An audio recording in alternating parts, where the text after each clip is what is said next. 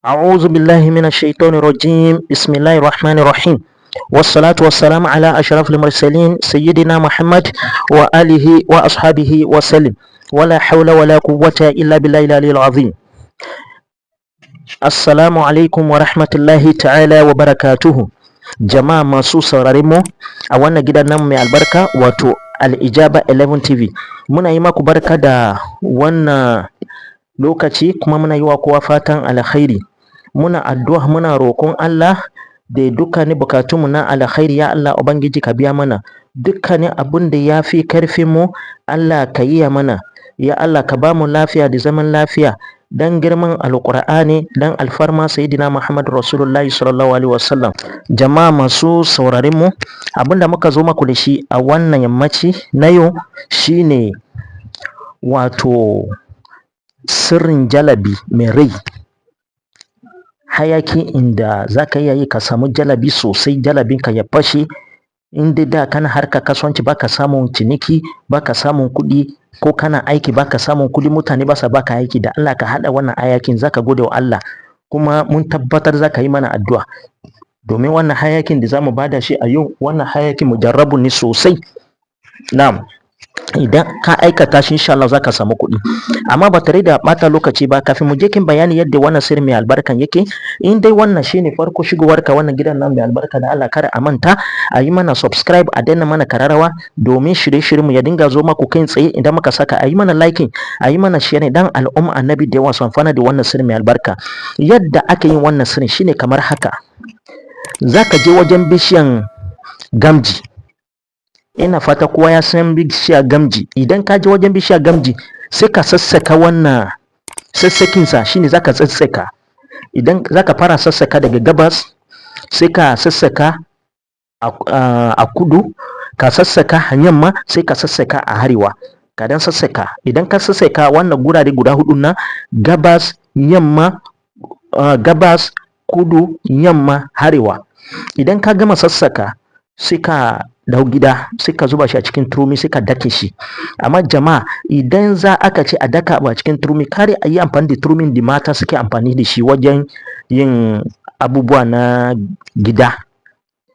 Ana samun turmi na musamman wanda ake haɗa magani da shi, ko ka siya ko ka je ka hara a waje wanda suke haɗa magani.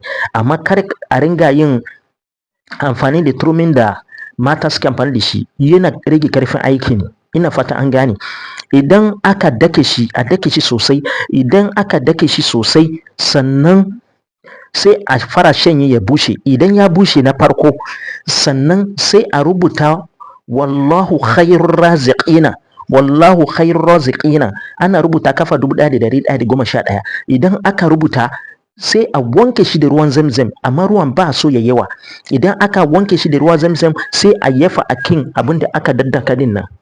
Idan aka yayyafa a kai, sai a kara shanya, amma a cikin daki ake shanya wannan, ba a rana ba. Idan aka yayyafa a kai, aka shanye ya kara bushewa, har wannan sai rubutun ya bushe da baki ɗaya a jikinsa. Idan wannan rubutun ya gama bushewa a jikin wannan sassakin da aka daddake din nan, shikenan sai a samu bintu sudan, a samu turare bintu sudan, sai amma da sai samu ne, idan aka samu bintu sudan wanda mai hijaba, akwai wani bintu sudan mai hijaba, shi ka same shi. Za ga akwai wani foton wata mace ta sa hijab a jikin bintu sudan din, shi ne ya fi dacewa ka siya. Amma inda baka samu ba, ka samu wanda inda baka samu wancan ba, ka siya wanda ka samu kawai. Sai ka zuba shi, ko guda biyu ne, a cikin wannan abin da ka daddake. Idan ka zuba shi sai ka cakuɗa, sai ka ringa yin hayaki da safe kafin ka fita wajen aiki, ko kafin ka fita wajen sana'a. Shikenan insha Allah zaka sha mamaki yadda zaka ringa samun manyan kuɗaɗe, jalabinka zai fashe bi iznillahi tabaraka wa ta'ala. Wannan sirri yana da matuƙar tasiri sosai. Jama'a da Allah a yi kokari a aikata shi. Allah ban ya bamu sa da nasara, Allah ban ya bamu arziki masu albarka kuma masu yawan gaske, dan alfarma sayyidina Muhammad Rasulullahi sallallahu alaihi wasallam. Ana muka kawo karshen bayanin wannan sirri mai albarka. Inda akwai abin da baka gane ko baka fahimta ba game da wannan sirri, zaka iya tuntuba mu akan number wayar mu, ko ka tura mana sako akan comment section ko WhatsApp dan neman ƙarin bayani. Kuma inda dai wannan shine farko shigowar ka wani gidan nan mai albarka da Allah ƙarya manta a yi mana subscribe a danna mana kararrawa domin shirye-shiryen ya dinga zo maku kin tsaye inda muka saka, a yi mana liking, a yi mana sharing dan al'umma annabi da yawa su amfana da wannan sirri mai albarka. Allah ubangi ya ba mu sa'a da nasara dan alfarma sayyidina Muhammad sallallahu alaihi wasallam. Allahumma salli ala sayyidina Muhammad wa alihi wa ashabihi wa sallim. Assalamu alaikum wa rahmatullahi ta'ala wa barakatuhu.